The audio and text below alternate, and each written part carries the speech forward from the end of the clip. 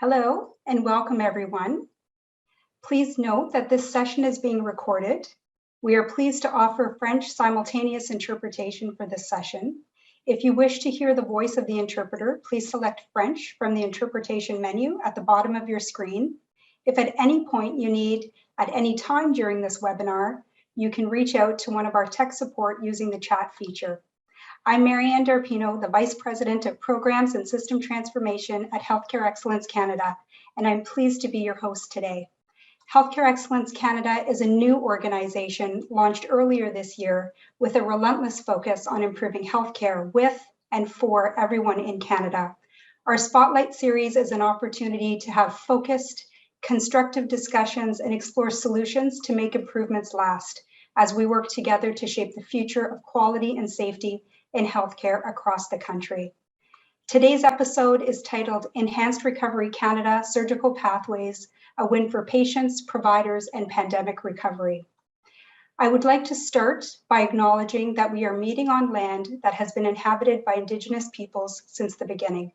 In particular, I acknowledge that I am hosting this webinar from Bolton, Ontario, the traditional territory of the Anishinaabeg, Huron-Wendat, Haudenosaunee, Chippewa peoples, and home to the Métis. This territory is covered by the Upper Canada Treaties. We invite you to share your questions and comments during today's webinar using our chat box in either English or French. We'll do our best to get to all of them, and we encourage all of you to share and respond to questions in the chat box as you wish as we go along.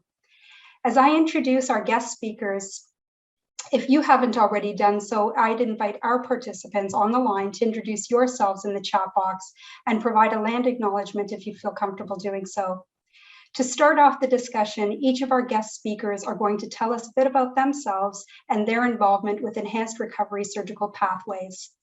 I'm so very pleased, and joining us today to introduce Dr. Claude Laflam. He's the chair at Enhanced Recovery Canada, as well as the clinical leader. Dr. Laflam, I'll invite you to unmute yourself and provide a brief introduction. Thank you very much, Marianne, and welcome to all the participants. So I'm Claude Laflam, anesthesiologist at Sunnybrook Health Sciences Center. And I would say for the past 15 years, I've been involved in quality improvement. And we've done work with Safer Healthcare Now campaign regarding reduction of surgical site infection. And we've done some good work, some change of practice in different places. But what we have at that time with our strategy, we have contributed to create pockets of excellence, but it was not homogeneous. So then we said, how can we make quality improvement available to all Canadians? And when we had that reflection, this is when the international literature was coming with publication that was supporting our views. We need a national organization. So we, with clinicians and leaders, we created Enhanced Recovery Canada that I have had the pleasure to chair since the beginning. Marianne? Thank you. Welcome, Claude. Next, I'll turn to Gilles Robert. Is a senior provincial director in the Surgery and Bone and Joint Health Strategic Clinical Networks with Alberta Health Services. Jill, I'll invite you to unmute yourself and provide a brief introduction. Hi, everyone. It's a bit of a mouthful. I'd like to acknowledge we are gathering together here virtually. I'd like to take this opportunity to acknowledge that the land I'm speaking to you from are traditional meeting places and homes for many Indigenous peoples. This includes the territories of Treaties 6, 7, and 8 and the homeland of the Métis. I also acknowledge the many Indigenous communities that have been forged in urban centres across Alberta. I respect the treaties that were made on these territories. I acknowledge the many harms and mistakes of the past, and I dedicate myself to move forward in partnership with Indigenous communities in a spirit of reconciliation and collaboration. I'm a nurse by background, and I've had the fortune to co-lead the Surgery Strategic Clinical Network, or SCN, in Alberta for the past 6 years now. And with that, the even greater fortune to partner and collaborate with numerous patients, clinicians, administrators, researchers, to strive to improve the patient's journey and their surgical outcomes. SCNs in Alberta consist of multiple stakeholders across our province to really drive evidence into practice and really to aim to provide better quality, better health outcomes and better value for the people of our province. I was first introduced to the Enhanced Recovery program through two clinician scientists in Alberta, Drs. Leah Gremlick and Greg Nelson. It was really through their passion and their leadership we have grown an interdisciplinary team and have really worked to implement enhanced recovery after surgery pathways across multiple hospitals and study our implementation and the impact of that implementation along the way.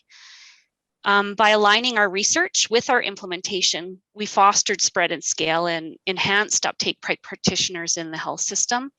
But it was through this that we learned that we can't scale every element of enhanced recovery after surgery everywhere. So our partnering with the Enhanced Recovery Canada program and taking those best pieces, those best surgical practices and working to scale those across Alberta. My role specifically is to help advance and advocate for the goal of a high-performing learning health system. We don't have this all right, as Dr. Laflam has indicated. My job is to bring the surgical community together and drive province-wide implementation of those practices and support our study and evaluation of our efforts along the way. Thanks for inviting me. Thank you, Jill. Welcome. Next, we have Sandra LeBlanc. She's an ERAS coordinator in Bathurst, New Brunswick. She and her team participated in our recent ERC Safety Improvement Project. Sandra, I'll invite you to unmute yourself now. You can hear me okay? We can. Great. So hi, my name is Sandra LeBlanc. I'd like to respectfully acknowledge the territory in which I present from as the ancestral homelands of the Wolastoqey, Mi'kmaq, and Paskwato-Mukati peoples. We strive for respectful relationships with all the peoples of this province as we search for collective healing and true reconciliation and honor this beautiful land together. So my family is my life. My spouse and I are raising 4 beautiful, active girls, ages 8, 9, 11, and another who now states her age is almost 12. In my spare time, I go to work. I have a diverse education background. First completed programs and worked in fields of forestry management and eco interpretation. In 2008, I achieved a Bachelor of Nursing degree from the University of New Brunswick and have been a registered nurse at the Chaleur Regional Hospital in Bathurst, New Brunswick since that time. My nursing background is made up of mainly caring at the bedside on the surgical unit, then later in the neonatal ICU. In February 2018, Enhanced Recovery After Surgery was brought to my attention, and I have been the Regional ERAS Coordinator for the Réseau de Santé Vitalité Health Network ever since. Having a regional title translates into being responsible for simultaneously coordinating the planning, implementation, and sustainment of the ERAS pathways in 4 different hospitals at various stages of program development around the province. In April 2019, our little group was fortunate enough to be one of 7 teams chosen to participate in the Enhanced Recovery Canada Safety Improvement Project. And in March 2020, we had New Brunswick's first ERAS patient at the Chaleur Regional Hospital here in Bathurst. Our focus so far has been on developing and sustaining our colorectal ERAS programs, but we are now starting to explore new surgical pathways like orthopedics. Thank you for inviting me. Thank you and welcome. Our next panelist is Dr. Pascal André Vendatoli, an orthopedic surgeon at Maisonneuve Rosemont Hospital in Montreal. He's a primary author, ERC Orthopedic Clinical Pathway. Dr. Vendatoli, please take a moment to introduce yourself. Thank you, Mrs. Darpino. So it's a pleasure to be with you today. As an orthopedic surgeon and clinical researcher, over the last 20 years, I tried to find the best way to improve my patient outcome. And over the years, we faced some challenge, and we were at the point where to be able to perform outpatient surgery, we had to implement these ERAS principle. So this is how I was involved in this process, and we did the first ERAS outpatient case in 2016, and we implement a completely different protocol, which was quite successful. And I was very lucky to meet Claude Laflam with ERC, and we developed the current clinical pathway for all Canadians as a consensus pathway. So I'm the orthopedic chair leader who led the development of that pathway, and I would be very happy to share with you our result today and discuss all the details. Thank you. Thank you and welcome. Finally, we have Serge Courbet, a patient with lived experience who received surgery that used enhanced recovery best practices. Serge, please take a moment to unmute yourself and tell us a little bit more about you. Hi, well, I'm a lucky guy to have found Dr. Van Ditoli somewhere on the web and have the process after to be accepted in his protocol. I had my first left hip replaced during this protocol, and well, what I can say is it's fabulous. Since then, I can walk, I can do everything I want without any pain. It's so efficient that I didn't have any painkiller to take. Never. The only negative point is I had to bring my own sandwich. Well, that's about it. That's a joke. It's not real, but it was fabulous. I'm a university teacher in new technology, and we are standing up a lot, and I was not able to stand up because both of my hips were done. I was always in pain, and I was a little bit scared, because it's a major operation. So I was scared a little bit for the first operation, but every step of the process was so smooth. Even though I remember when I was brought in the operation room, it gave me this warm blanket. That's not a lot, but it was very reconforting. I was very well taken care of every step of the way. I have nothing but positive thing to say about this experience, and I even tried to calm a guy who was going to be operated by Dr. Van Ditoli and saying to him, well, I have one hip done and it's really great. Don't worry about anything.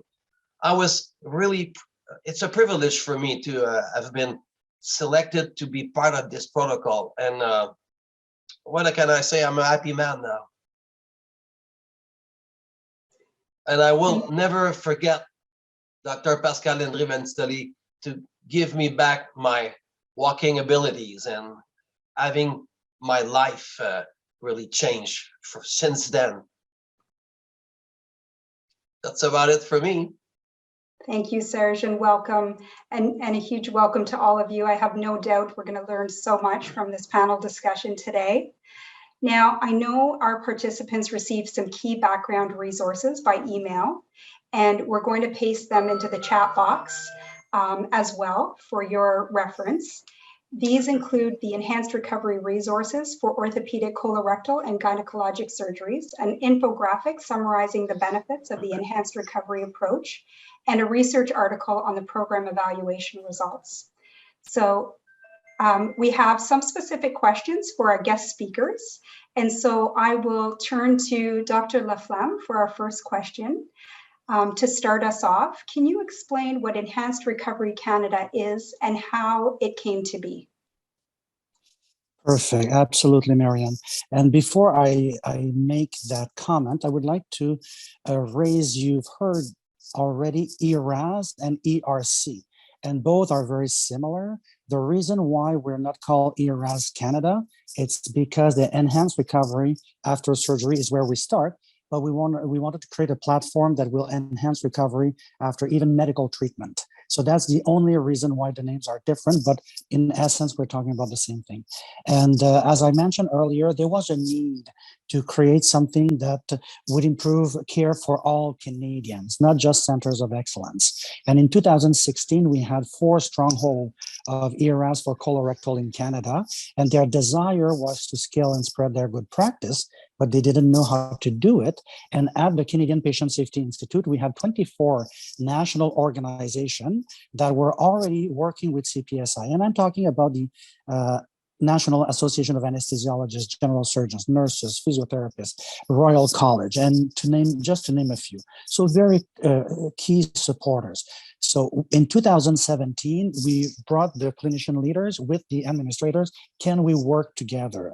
The response was unanimous. So we created ERC based on, it was all evidence-based. What we were doing had to be evidence-based.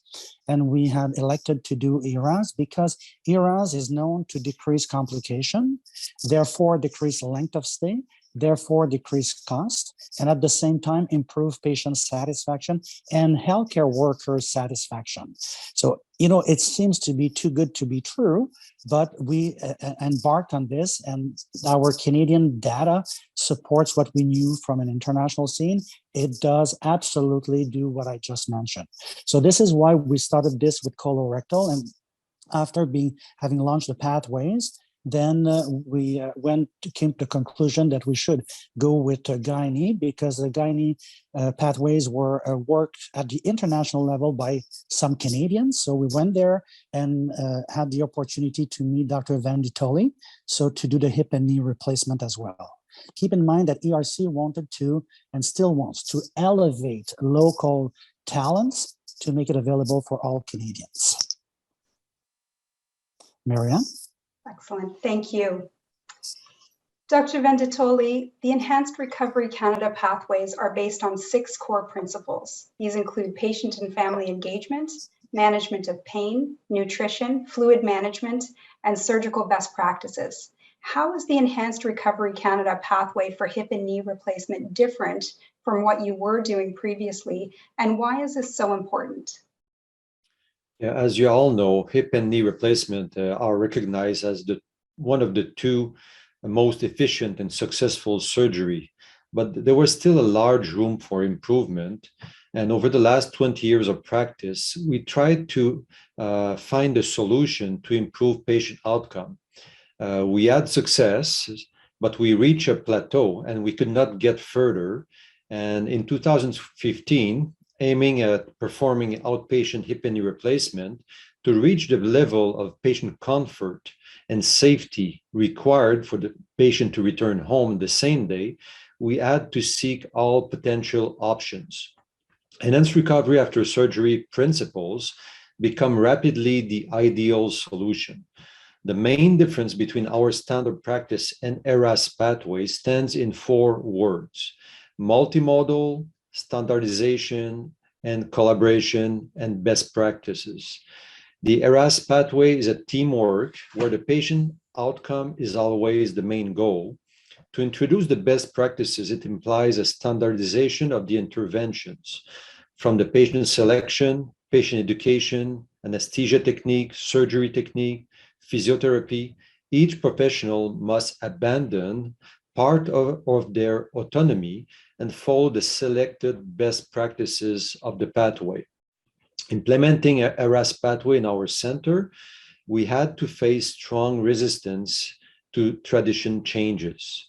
For example, for patient engagement, we had to create specific education documents and pre-op classes where the patient will listen to what will happen during the preoperative process.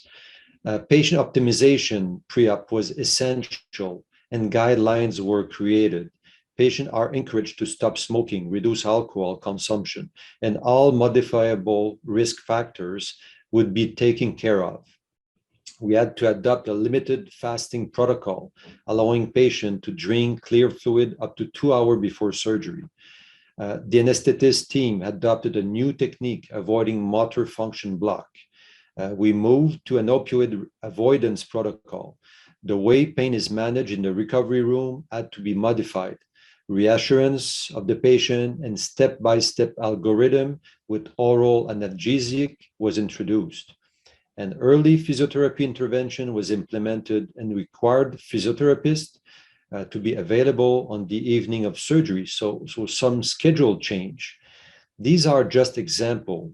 Full adoption of an ERAS pathway includes multiple other changes, but the most important is the willingness of the whole team to be partner in that process.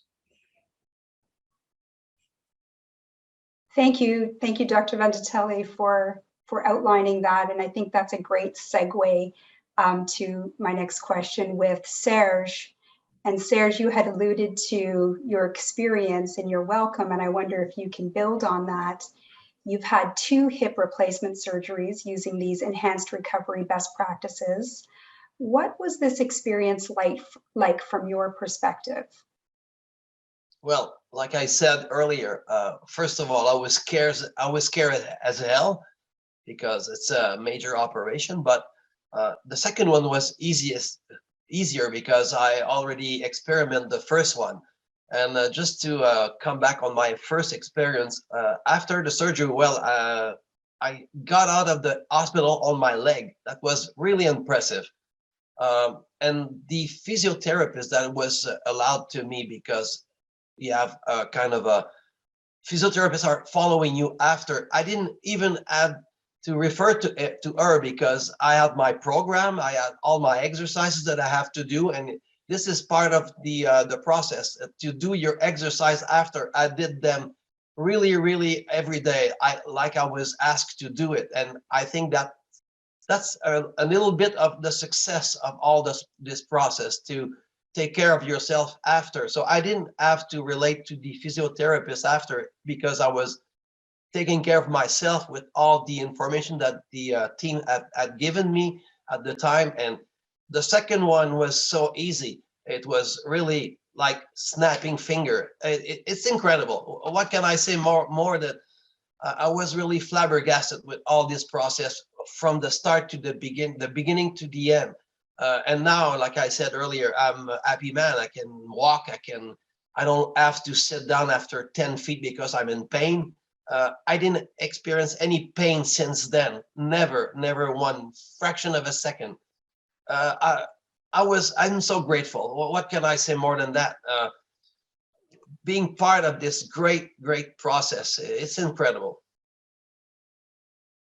Thank you so much. I can, yeah. Please go on. Well, no, I can always say that I will repeat myself. I will never forget this great surgeon that Dr. Ventili is, because he gave me back my life. That's simple as that. I can do everything I want now. You know, when you're in pain, you're not concentrated. You can't do anything. You see yourself getting older, and maybe it would be worse, but not anymore. I have two brand new hip that will last for 25 years and more, and that's fantastic. I'm so happy. Thank you so much, was Serge, yeah, for sharing your experience with us, and also for really highlighting how enhanced recovery best practices really helped the healing process.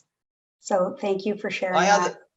If I can add, I had a friend who had a hip replacement, but I think it was with the old technique, because I think the surgeon was passing behind, not this little scarf that you have after, about, I don't know, maybe an inch and a half. That's about it. That's all the trace is left. So I have a friend who had this operation, and even after several months, not with this protocol, but with the ancient way to do this operation, he still is in pain right now. So I'm really grateful. Thank you, Serge. Jill, Alberta Health Services has been a trailblazer, working to implement enhanced recovery best practices province-wide through ERAS Alberta. Perhaps you can share with us insights you have had as a leader. Is this a value add program from the patients and healthcare systems perspective? Sure. There have been many lessons learned through our almost decade-long journey now with enhanced recovery in Alberta. I think most importantly, and very short answer is yes, it most certainly is value add, both from the patient, provider, and health system perspective. We learned very quickly through numerous patient testimonials and focus groups that enhanced recovery practices makes patients feel part of the team by involving them early in preparation for their surgery and their post-op recovery. Like Serge, we heard from patients that it helps them stay strong, it improves their outcomes, they had less complications, and it really created a better experience. So from the patient's perspective, absolutely. From a health systems perspective, I think the The work of our ERCC Alberta team, some of them on the call today, thank you for all your efforts that you continue to do every day. Through them and through Dr. Nelson's leadership, we recently completed the largest ERAS quality improvement study to date in the literature, with a focus on health systems spread and scale of enhanced recovery. And the bottom line is it showed improvement in compliance or adherence to best practices. It showed reductions in length of stay and readmission rates. And these results suggest that implementation of multiple ERAS pathways and these best practices we're speaking of could provide system level improvement in ERAS guideline adherence as well as length of stay. So we've also learned in this journey that taking an implementation science approach really pays off. So aligning research with our implementation, we fostered spread and scale and enhanced uptake by our practitioners and the health system. So under Dr. Gramlich and Alison Nelson's leadership, we studied the barriers and enablers of implementation at a patient, provider, a surgical unit, at a whole hospital, and at a systems level. And through that, we really tailored our implementation plan and our approach accordingly. We found that adapting to a tertiary center is very different than a small rural surgical center. And hence, I think Dr. Laflam's point about how do we make this available to everyone? And that's the journey we're on now in terms of spreading these practices to those smaller centers. My job as a leader is to actively take a role in tackling those system barriers that prevent patients and their care team from doing the right team. Fundamentally, I think we learned that we can't scale every element of ERAS everywhere, that there are differences between the rural and urban surgical programs, as I've mentioned.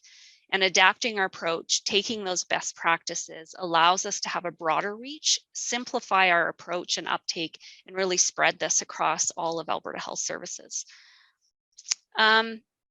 This has been alluded to. We often speak of the quadruple aim, really improving the patient experience, improving provider satisfaction or joy at work, improving health outcomes, and financial sustainability. While we strive to focus on this quadruple aim, I find that as a leader, we often get it backwards, or our priorities are misguided. We focus on our budgets because that's what we're held accountable for. We strive to find cost savings and efficiencies, all from a financial perspective in an effort to keep our ever-rising healthcare costs contained. But enhanced recovery has taught me that if we truly actually focus on the patient first and their outcomes, the savings will come and follow. The ERAS Alberta team proved this true. They just recently completed a health economic analysis of over 10,000 Alberta patients who have gone through these ERAS pathways at multiple hospitals in our province. And we showed a return on investment of 7.3. So that means every dollar that was invested in the program to implement enhanced recovery, that brought us $7.3 in return, allowing us to include that the ERAS multi-guideline implementation was actually cost saving in Alberta. It also showed that ERAS had a higher benefit when looking at longer term horizons, like beyond the 30 days post-operative. So as a leader, holding ourselves and our teams accountable for managing outcomes should be the priority. I think lastly, I've learned as a leader that we need to step up, that my job is to challenge the status quo and to walk the talk. The silos between our surgical and perioperative specialties, our provider types, our departments within the surgical community remain well entrenched. And our traditional surgical practices and dogma also remain strong. We focus on our individual practices versus the patient and the whole team that creates the patient's experience and those best outcomes we need. The classic example that many of us, I think across this country and the world, are still battling is the traditional fasting guidelines. We believe from a provider and system perspective, it's easier, it's more efficient to have everyone, starve as of midnight the night before surgery, despite the decades of evidence that advocates for more patient-centered practices, as described in the enhanced recovery protocols. So my job as a leader is to work with other surgical leaders in this province to bring the whole team together, including the patients, to learn to use the data we have on our clinical practices and really improve outcomes together. Thank you, Jill. That was so inspirational. And it sounds like, having taken this very robust implementation science approach to really understanding sustainability and how to increase the gains that you've made have had a real payoff both for patients and the healthcare system. So thank you for sharing that. Dr. Vendatoli, I'll turn to you next. What, in your opinion, has been the impact of implementing these best practices at your facility? How do you engage your colleagues, both anesthesiologists and surgeons, to change their practices and adopt ERC pathways? Thank you. So at the beginning, there was a lot of uncertainties and fear between all team members, but the benefits of the program for the patients and the hospital were so impressive that most people recognized the value of their effort to be part of the team. The patients felt less nausea, less pain. They walked earlier. They had less medication side effect. So their evolution after surgery was very, very favorable. And everybody who experienced the previous way of doing hip and knee replacement as a professional was amazed about these change. So this was very rewarding for the team. But since most professionals are working in silo, it was very, very important to share all these achievements with them. If I'm seeing a patient 6 weeks after surgery that is very happy about his recovery, is able to resume working, able to resume leisure activity, I was taking some short videos and sending these videos to the anesthetist to let them know that the effort that they had to do to change their practice, to do a more demanding technique has some value. So this is very important to get the feedback to the team. The benefit of our ERAS outpatient program was major. During this old pandemic of COVID, it allows us to continue providing service to the patient. When most hospitals were shut down, they could not do inpatient surgery. We were continuing doing hip and knee replacement at our center. So we saved thousands of hospitalization nights in the hospital. So the cost saving for the hospital is about $1,500 per total hip replacement and $4,000 per total knee replacement. So if you make the math, it is a major save for the overall economic of the hospitals. So the investment of time, money, and energy is compensated widely by these achievements. But the most important to me is to see the patient satisfaction after surgery. They return to normal activity and to their work much earlier, so they are active back in the society earlier. Moreover, the reduction in adverse event was 50%.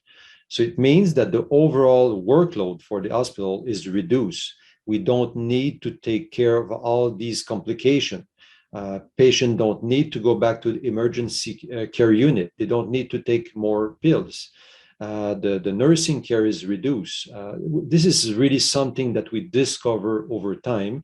And we thought that doing ERAS outpatient program would be more demanding, but overall is a decrease in the workload. The success of our program has also very positive impact on surrounding hospitals. Patients knowing about the success of the program start asking to their surgeon about to getting it. So it is really, really important to share these successes in the surrounding. It has an impact on the overall care in Canada. Thank you, Dr. Vendatoli, and especially for highlighting, the value of ERC best practices, both from a patient perspective as well as an organizational perspective, and how quickly these best practices move from a good idea to spreading across the country. So thank you for sharing your experience. Just before I move on to my next question, I just wanted to remind participants to please feel free to post your questions in the chat box. We will, after our questions with the panelists, we'll look to see who has posted some questions in the chat box, and we'll be able to offer those to the panelists as well. So Jill, the next question is to you. The pandemic has caused, as we all know, delays of many surgeries and procedures that now need to be caught up on in addition to regular volumes. Surgical backlogs have exacerbated levels of stress and fatigue amongst providers, and that during this pandemic recovery phase, there is increased awareness on how to relieve burden and improve provider well-being. So what does our ERC look like now as we move through the recovery process? How can we keep a focus on safety while increasing volumes during this catch-up? And what are some practical actions to mitigate risk? Loaded question. I think the enhanced recovery pathways are even more important now than ever, actually. Our healthcare systems and provincial governments are under immense pressure and even more financial strain as a result of managing the pandemic. We know the wait lists have blown up, if you will. There's, grown in length and time waiting in an effort to manage the pandemic and the waves. But we also know that the last almost 2 years is really just the tip of the iceberg, that the indirect impacts of the pandemic are beginning to unfold and likely will have an even greater impact to our citizens, providers, and our health systems across the country. But as we've talked about and heard, we also know that enhanced recovery improves outcomes. We know it reduces complications. We know it shortens length of stay. It improves the patient and provider experience. So I think focusing on the patient, the care team, and implementing enhanced recovery practices is our path to recovery. Applying these to every patient, every surgery, making it the new standard of care for everyone will enable us to cover. And I think in doing so, it will actually help us generate some of the needed capacity to address the surgical backlog. Few practical examples I thought of to mitigate some risks. Again, like I said before, monitor and manage your outcomes. I think both at the team, the site, and the system levels, use your data.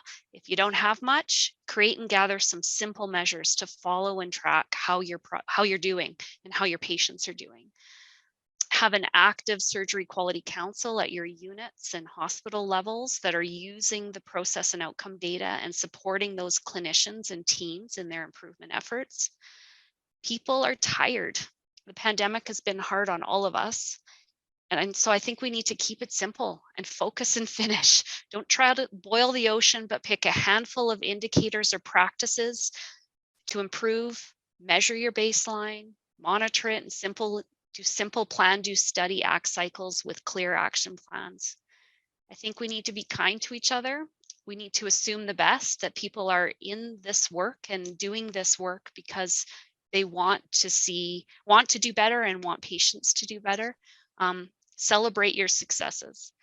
And lastly, I think we need to influence our medicine colleagues. Again, like Dr. Laflam mentioned, our Alberta data shows we have lots of room to improve our length of stay in our medicine units. And I'm sure, like a lot of medicine patients are sitting in surgical beds, impacting surgical workflow. I think many of the enhanced recovery surgical best practices could be applied to medicine patients. And so spreading these to those teams will help create more capacity for the surgical system to recover. Those are a few of my thoughts. Thank you, Jill, and such great advice on so many different levels for all of us. Sandra, I'll turn to you next. The pandemic has brought about a number of healthcare practice changes. How has the pandemic impacted implementation of enhanced recovery best practices at your facility? I'd like to answer this question in two parts, I guess. As I mentioned before, as a regional coordinator, my facility is 4 hospitals. In our primary one that we started at in Bathurst, as I mentioned earlier, our first patient was in March of 2020. This was also our only patient to go through our well-developed ERS program before COVID. And just like that, overnight, really, we needed to restructure key components of our program, such as the manner in which we wanted to educate our clients and families before surgery with all this enhanced knowledge. But we did it. We did it quickly and efficiently. For this, I give full credit to our wonderful team. It took us a while to get started with our program as we spent so much time developing it, but in the end, it really paid off big time. That strong foundation we built really boosted our ability to move and adapt so quickly. And with that, our ERS program carried on with barely a hiccup. Unfortunately, in our other zones, we were not so lucky. As each of those zones were in different phases of implementation process, and we experienced and are still experiencing delays with each of the COVID waves that we come our way. In one area, it was really about COVID restrictions related to travel. So I was not able to travel to this hospital to collect baseline data, do a proper site assessment, or even just to get to know the staff and develop our ERS teams.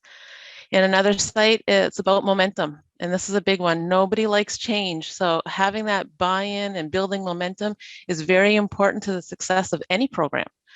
At this site, we had this momentum going in the right direction, and then COVID. It was like the world stood still for a minute as everyone tried to process, okay, what's next? And developing a new program quickly became a non-priority for many.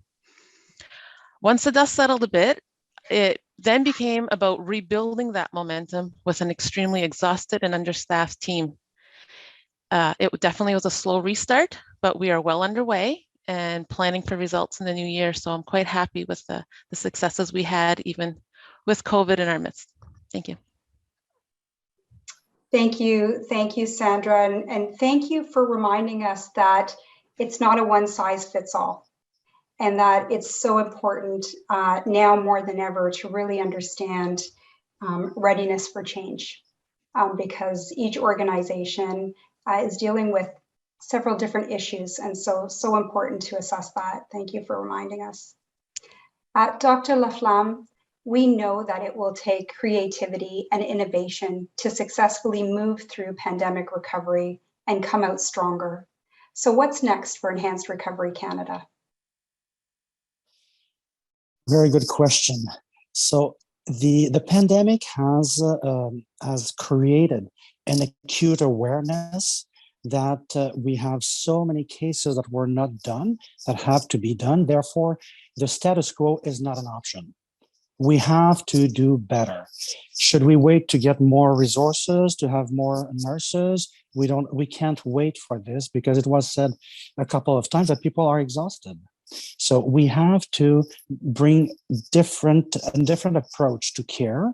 And this is why this Enhanced Recovery Canada, that has already put together all the pathways, the tools for patients, is already there to be available. So for us, our mission is to continue to raise awareness about the availability of these pathways and the tools. But at the same time, we, as Jill mentioned that clearly, that knowing what to do is just the first step. Implementation is often where the barrier starts to appear. So with colorectal, we did a collaborative with 7 teams across Canada, where we basically supported the implementation strategy. Pandemic still around, so our focus is to change this support to be more digital. And I will use a word that everybody understands, maybe having like a hotline for implementation strategy where questions would be answered by experts fairly quickly. So we're working on this to try to support teams locally, even if the collaborative strategies for implementation will look different. So this is where we are at right now. And this is basically awareness, making sure that everybody understands that delivering care with less resources, better outcome, better satisfaction is the key, particularly at this point in time. Marianne? Thank you, Dr. Laflam. And perhaps, Sandra, I'll turn to you and I would ask you, what advice would you give to those who want to take up the ERC approach? Oh, I have multiple tips on that one. First, have a dedicated coordinator. I really believe that's important. The surgical pathway for the client and family is long and multidisciplinary, as it should be. Somebody needs to be dedicated to making sure that there are no gaps along their journey. Two, use strategic thought when putting together your ERAS team. Include every physician and upper management that wants to be there. Never turn anyone away. Make sure every department in the surgical continuum is well represented on your team. That includes physio, occupational, diet, pharmacy, social work, nursing staff, administrative support, very important, and IT services. Don't be shy to tear down those silos that we talk about and that we tend to work in. Do not load your team with just positive, ready for anything game changers. I know that sounds counterproductive, but find your naysayers. These are the folks that can reverse the whole unit's positive mindset in just one night shift.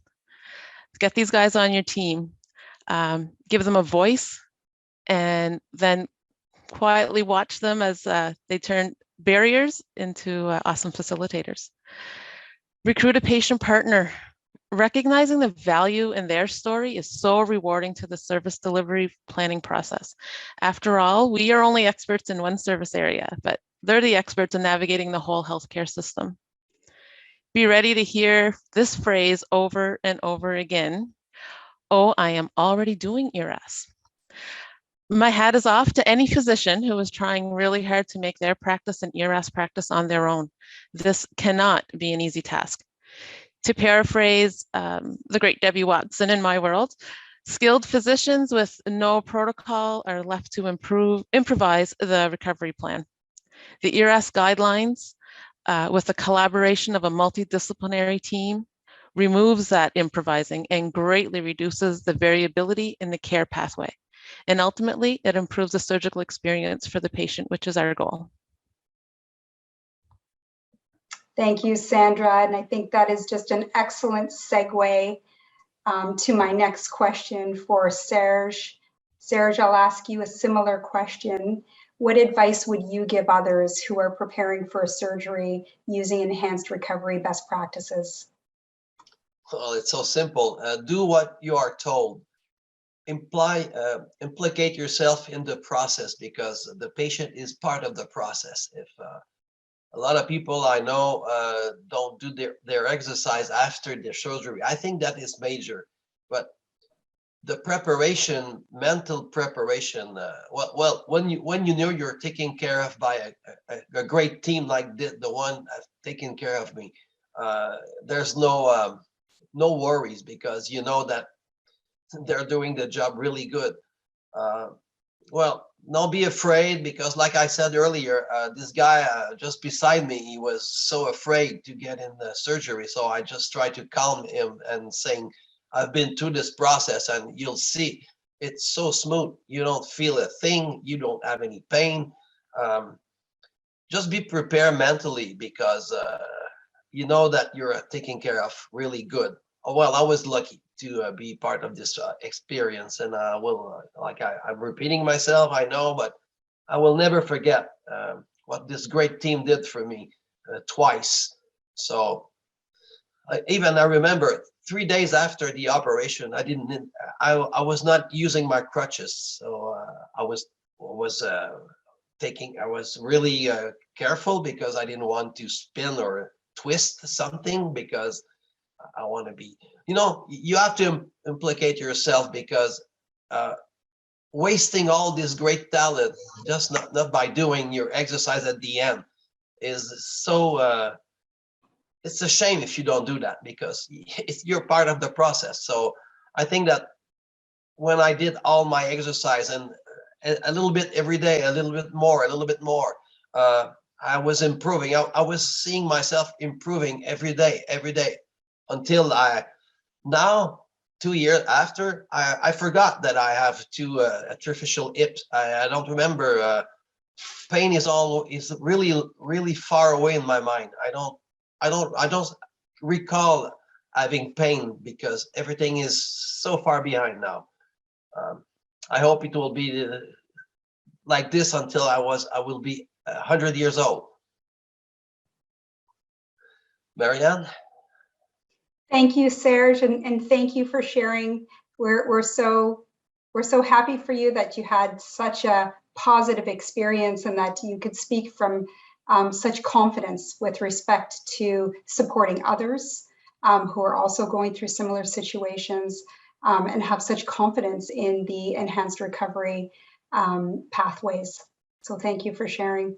And a special thank you to each of you for such an engaging discussion, which provided really some innovative and visionary solutions to improving the surgical experience from many perspectives. We do have some questions that have come into the chat as well that I want to get to and that we actually have some time for, which is wonderful. So I will move into some questions from the participants. A question for Pascal from Maggie. How did you address patients' families where English was not their first language? In Montreal, it's a bilingual city. Most people, they speak English or French. I'm wondering if the question is that a patient with a third language or some not French or English, maybe. As usual care, we provide the information with translator if needed, or but a clear comprehension of all the family member, the patient is important. And if it was not possible to obtain this understanding, then probably we would not select the patient to be an outpatient case. But he could go under the ERAS principle. ERAS principle should be viewed as something that is not an obligation to be an outpatient case. Everybody could benefit of undergoing an ERAS program. That's great, thank you for that. From Pam, and perhaps also for Pascal, but also please feel free to pass along to any other panelists. In response to Serge's comments about pain, is ERAS likely to expand more into pre-admission phase, for example, expanding pre-surgical optimization, information and counseling to do more about pain and other symptoms versus people who are on the wait lists?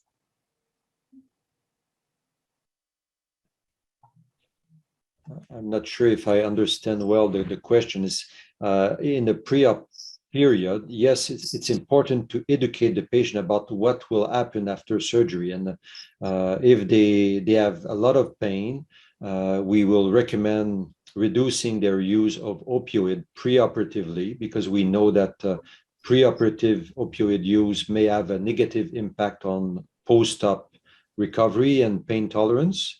So this is something important. To educate the patient pre-op is very important regarding what they will feel after surgery, because most people have apprehension. They believe that going under a surgery like a hip or a knee replacement is very painful, because they heard stories about friends, family who had this bad experience. But we need to reassure them that with the ERAS program, pain should be very tolerable and often very minimal. So when they will be in the recovery room, all the psychological aspect should be deconstruct, because sometimes people, they believe that they will be in severe pain in the minutes after surgery, which is not the case. So we really need to explain what will happen. And if we have patient testimony who had the positive experience, it's very, very useful to share these experience with the future patient, Okay, thank you for that response. And Claude, I see you have your hand up. Did you want to add? Yes, I just wanted to make a comment about the languages. If you refer to the link we sent you, basically the hard copies, the material for patients are in French or in English, but the digital version of it, the English version, is subtitled in more than 20 different languages, most spoken in Canada. So you should most likely find patients' instructions for pre-op and post-op in their own language. That was my comment, Marianne. Okay, that's great. Thank you so much for that. So we have time for one more question from Alyssa. And Jill, maybe I'll turn to you first. Wondering if AHS has published that large research project that you mentioned, looking for specific standardized order sets for joint replacement surgery, both outpatient and SDA. Yeah, for sure. I've been chatting back and forth in the background with Alyssa and others. Yeah, so we do have a provincial standardized care path, and we actually have a provincial committee. I think Dr. Pierce is actually on this webinar today.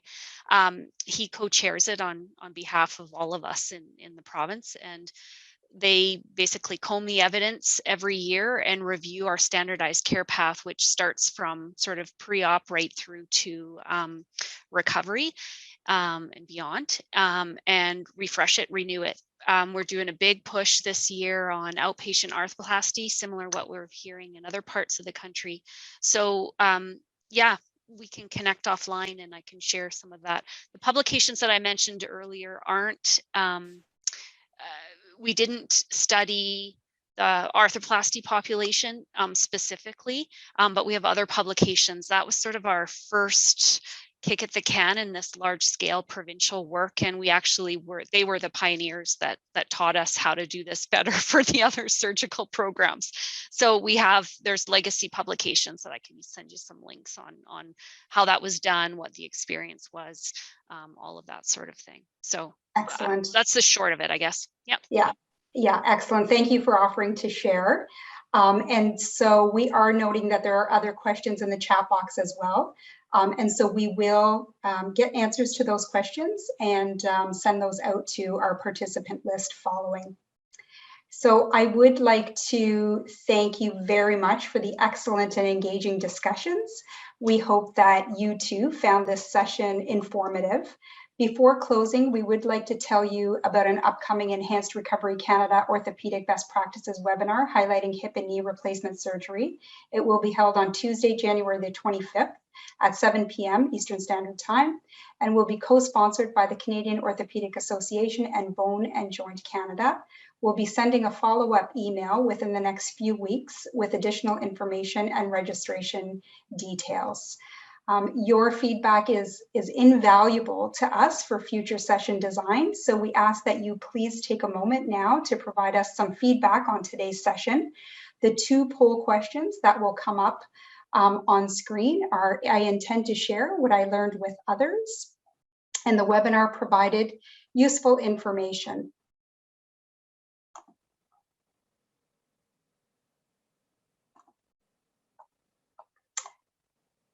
And we'd also love to hear from you in the chat or by follow-up email, so please feel free to reach out to any one of us.